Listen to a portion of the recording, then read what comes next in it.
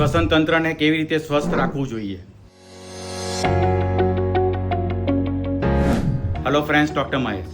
શ્વસન તંત્રને સ્વસ્થ રાખવા માટે મહત્વનું એ છે કે શું ન કરવું જોઈએ અને શું ન ખાવું જોઈએ.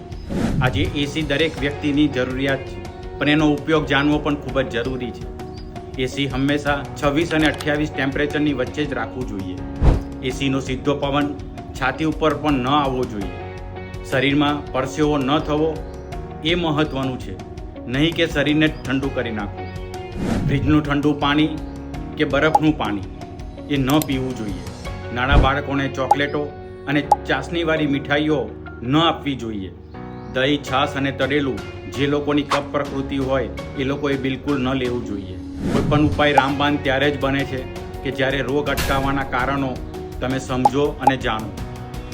કોઈપણ ઉપાયો કે એલોપેથી દવાઓ ડૉક્ટરની સલાહ વગર ન લેવી જોઈએ, કારણ કે આ દવાઓ એકવાર શરીરમાં રેજિસ્ટ થઈ જાય છે તો રોગને મટતા ખૂબ જ વાર લાગતી હોય છે. મારા દરેક વિડીયો જોવા માટે મારી યુટ્યુબ ચેનલને સબસ્ક્રાઈબ કરો, લાઈક કરો, શેર કરો.